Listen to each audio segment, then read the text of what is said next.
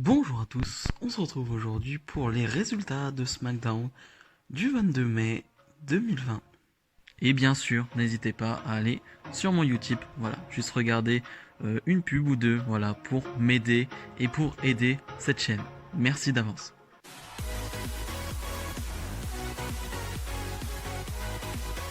On ouvre le show avec le Dirt Sheet de John Morrison et The Miz, voilà, qui va être plutôt sympa. Miz et Morrison vont nous parler de la victoire d'Otis, encore une fois, ils vont nous dire que ils n'arrivent pas à vivre dans un monde où Otis est Monsieur Money in the Bank. Encore une fois, des blagues sur Otis. On va pas revenir dessus parce que moi, personnellement, ça ne me fait pas rire. Et ils vont aussi parler de Braun Strowman qui s'est mis dans leurs affaires, en quelque sorte, parce que la semaine dernière, il a décidé d'être le partenaire d'Otis et donc d'affronter Miz et Morrison, alors qu'il n'a aucun problème avec eux, il n'a aucun rapport avec eux et que Braun Strowman ne mérite même pas d'être champion Universal parce qu'il n'était même pas prévu d'être dans ce match à WrestleMania et qu'il a été booké au dernier moment et que ça aurait pu être eux à sa place. Et ils vont nous introduire des nouvelles marionnettes, soi-disant de la Wyatt, de la Funhouse. Euh, Plus ou moins drôle, hein, pour le coup, ces marionnettes. Voilà, ça va être pipi caca pour le coup. Ça m'a pas fait énormément rire. Et finalement, Braun Strowman va arriver.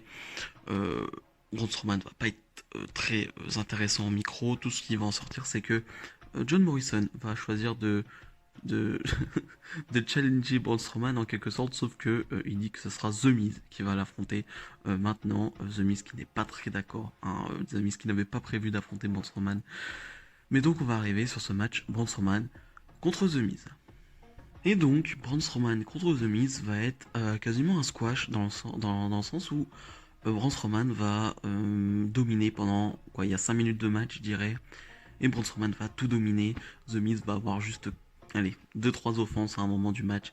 On pense qu'il va revenir dans le match, mais pas du tout. Braun Strowman va l'emporter assez facilement et assez logiquement, j'ai envie de dire. Braun Strowman doit remporter ce genre de match assez facilement. C'est un monstre, hein, on le rappelle. Et après le match, Morrison va prendre le micro et va nous dire c'est bien, tu nous as battu la semaine dernière dans un match tag. Là, tu nous as battu, t'as battu The Miz en un contre un, mais on te défie pour un match à Backlash en handicap 2 contre un pour le titre. Et Braun Strowman va accepter. Et encore une fois, c'est de la merde. C'est complètement de la merde. Ok, c'est un programme pour passer le temps. Euh, c'est pour passer le temps, on va dire. On attend le retour du Fiend, je sais pas. Mais c'est nul. On veut pas un match handicap pour un titre, tout simplement solo. On veut pas un match en 2 contre un. Déjà, c'est le truc le plus débile du monde. Et en plus, pour ton soi-disant deuxième plus gros titre de la compagnie. Je veux dire, c'est débile. Ça n'a aucun sens. Il aurait mieux fallu, dans ce cas, construire Morrison, là, voilà, pendant ces quelques semaines en solo, et tu fais un Morrison contre Strowman. Et là, ok, ça passe le temps, moi je suis d'accord. Mais pas un putain de 2 contre 1, je trouve ça débile. C'est inutile. Bon, il n'y a pas de suspense, mais c'est pas grave qu'il n'y a pas de suspense pour le résultat du match. Ça, c'est pas grave. Strowman doit, pour être reconstruit, on va dire, là, s'il affronte pas Bray Wyatt, il doit gagner de toute façon. Mais, mais pas en 2 contre un. C'est débile. Là, ça me sort totalement de cette prochaine feud. Les prochaines semaines, j'en aurai rien à faire parce que il y a ce 2 contre 1 de prévu qui ne sert à rien, qui est totalement débile. Premier tour du tournoi pour le titre intercontinental. AJ Styles face à Shinsuke Nakamura. Un match qu'on a déjà vu, hein, leur feud qui date de quoi, 2 ans, 3 ans, 2 ans je dirais. Voilà, avec ce match à Mania qui nous avait un peu déçus. Pour le coup, on attendait tellement de ce match. On attendait, voilà, un 5 étoiles, on attendait un classique. On avait eu un bon match, mais loin d'être un classique, loin d'être mémorable. Et là, à SmackDown, on va avoir un excellent match. Franchement, un excellent match. L'un des meilleurs matchs de WWE cette année, en weekly en tout cas. Euh, un match de 10-15 minutes, je dirais, où il n'y a pas de temps mort et il y a même des prises de risque à certains moments. Euh, il y a un Styles Clash porté qui n'est pas safe du tout sur quasiment une main. Enfin, Nakamura tient un bras de AJ Styles et Styles va essayer de porter son Styles Clash et va le porter Et c'est assez dangereux hein, pour le coup cette prise, mais j'ai bien aimé. Voilà, j'ai vraiment bien aimé ce match. Au final, AJ Styles va l'emporter. Euh, voilà, c'est ce voilà, on s'attendait à ça. Pour le coup, on s'attendait à AJ Styles qui l'emporte et qui va sûrement aller en finale dans ce tournoi. Euh, mais voilà, Nakamura, on verra la suite pour Nakamura avec son clan. Alors, on verra bien ce que ça va donner. Mais c'est pas une défaite très lourde, on va dire, pour lui de perdre de cette manière face à AJ Styles. Et AJ Styles, voilà, avec le titre intercontinental, ça aurait vraiment de la gueule. Franchement, AJ Styles champion intercontinental, j'aimerais beaucoup. On nous annonce que AJ Styles est officiellement membre du roster de SmackDown. Lui qui était à Raw et donc à SmackDown et en plus en babyface, j'ai l'impression qu'il change un peu AJ Styles ou peut-être entre les deux pour le moment. Mais en tout cas, il est à SmackDown et je trouve que c'est une bonne chose. SmackDown avait besoin d'un gars comme AJ Styles qui pourra être là pour le titre intercontinental comme pour le titre Universal. Donc c'est un très bon ajout tout simplement pour ce roster de SmackDown parce que je pense qu'à Raw il y a plus de potentiel, il y a plus de moyens, on va dire en ce moment en plus avec le retour de Edge, avec des gars comme Orton, Drew, Rollins, voilà, ça fait beaucoup de monde je trouve à Raw. Donc un gars comme Styles à SmackDown, c'est une très bonne chose. La championne NXT Charlotte Flair affronte la championne de SmackDown Bailey, voilà, avec le Brand Invitational.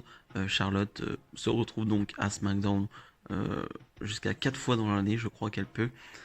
Voilà, hein, les super règles de ce Brand Invitational que je déteste, hein, je rappelle. Et donc on va avoir un match franchement plutôt bien, voilà, d'une dizaine de minutes. Après, je vous avoue que je suis pas hyper investi dans les deux en ce moment, donc un peu compliqué, mais il faut avouer quand même que l'action était vraiment bonne. Avant le match, Sasha Banks et Bailey en backstage parlaient et Bailey avait demandé à Sasha Banks de ne pas venir en ringside parce que Bailey voulait montrer qu'elle pouvait battre Charlotte Flair sans Z et sans Sasha Banks. Sasha Banks l'avait pas trop bien pris.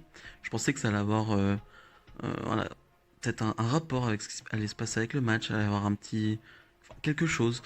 Et non, pas du tout pour le coup, parce que Bailey va céder des cordes pour gagner avec un roll-up.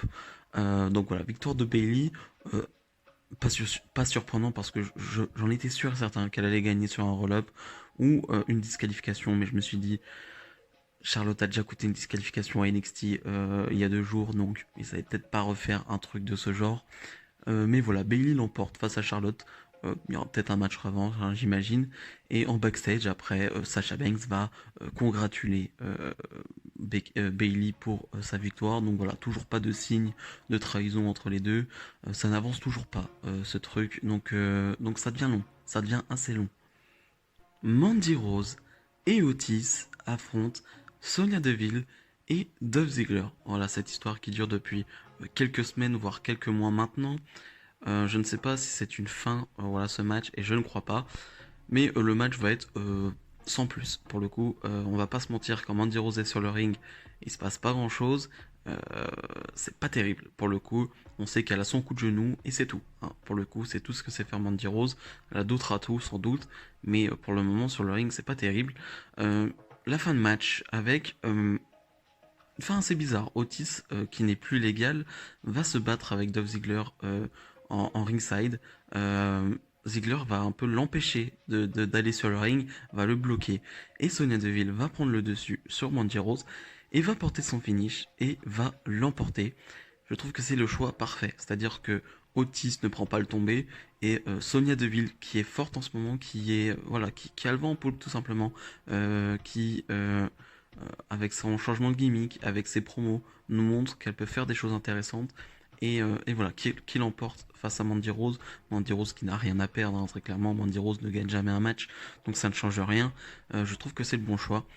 Otis va vouloir un peu aider, on va dire, Mandy Rose, mais va prendre un super kick de Dolph Ziggler pour terminer ce segment. Donc comme je le dis, Sonya Deville qui fait le tomber sur Mandy Rose, ça apporte pas grand chose à Mandy Rose, on s'en fiche qu'elle perde Mandy Rose, mais c'est une bonne chose pour Sonya Deville. Et pour Otis, ça ne change rien. Euh, Otis va falloir que son histoire avec Mandy Rose voilà, s'accélère ou voilà, faut qu'il se passe quelque chose tout simplement. Et il va falloir passer le temps pour Otis maintenant avec cette mallette. Et voilà, va falloir trouver des moyens pour passer le temps tout simplement parce que il peut tenir cette mallette pendant un petit moment. Et Sonya Deville, faut qu'elle aille maintenant vers autre chose. On rend hommage encore une fois à Chad Gaspard, voilà, qui nous a quittés dans un malheureux accident, on va dire. Voilà, donc pas grand chose à dire, juste voilà, qu'il repose en paix. En main event, match pour le tournoi intercontinental, Jeff Hardy face à Sheamus. Voilà, ces deux-là se cherchent depuis pas mal de semaines. Et c'est vrai que je trouvais ça bizarre de les mettre au premier tour de ce tournoi. Voilà, je trouve que cette feud aurait pu peut-être se faire après le tournoi. Ou alors, dans ce cas, ne pas mettre les deux dans le tournoi. Mais les mettre au premier tour comme ça alors qu'ils sont en pleine feud, je trouve ça assez bizarre.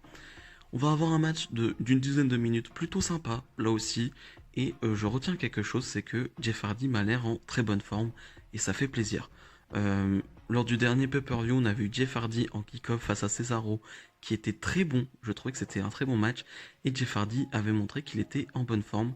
Et là encore une fois, dans un match de 10-15 minutes, Jeff Hardy nous montre qu'il est en bonne condition.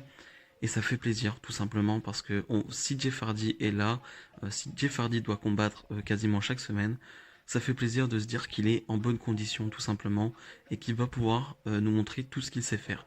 Donc franchement, rien que pour ça, je suis très content. Au final, Jeff Hardy va l'emporter avec un roll-up, donc ce qui laisse imaginer que cette feud n'est pas terminée, que cela va continuer peut-être après le tournoi. Et donc, Jeff Hardy avance en demi-finale et fera face à Daniel Bryan. Voilà, un match que j'attends impatiemment. Et de l'autre côté, on aura AJ Styles face à Elias. J'ai moins d'attentes, pour le coup, on va pas se mentir. Donc je pense que AJ Styles passera, hein, il n'y a pas de souci, AJ Styles sera en finale. Mais par contre, entre Daniel Bryan et Jeff Hardy, j'en ai aucune idée. Mais j'ai juste hâte de voir ce match la semaine prochaine parce que, voilà, avec un Jeff Hardy dans cette condition, je pense qu'on peut avoir un très bon match. En bilan de ce SmackDown, j'ai plutôt passé un bon moment, dans le sens où on a eu moins de blabla dans ce SmackDown. Comme d'habitude à SmackDown, on a les Moments of Bliss, on a les Dirt Sheets qui sont pas toujours drôles, là ça a été. Et on a voilà, Bayley qui va parler pendant des heures. C'est pas toujours très intéressant. Et là, on a eu du catch, tout simplement, du pur catch. On a eu des bons matchs, des matchs qui se sont enchaînés sans forcément de blabla. Alors oui, des petits segments en backstage, mais qui passent assez rapidement. On a eu les Forgotten Sons, hein, je vous ai pas dit, mais c'était pas très intéressant non plus, qui ont parlé en backstage. Mais voilà, je trouve que il est bien passé tout simplement, et qu'on a eu juste du catch. Et comme quoi, bah, quand on a juste du catch, bah, on peut avoir de très bons catch. Donc voilà, faites ça plus souvent du côté de SmackDown. Alors bien sûr, faut rajouter des promos de temps en temps, mais juste du catch. Là, avec ce tournoi intercontinental, je trouve que ça fait du bien. Et voilà, ça fait juste du bien de voir du catch du côté de SmackDown et du très bon catch, même, je dirais. Si cette vidéo vous a plu, n'hésitez pas à la commenter et à liker, ça fera du bien à la chaîne.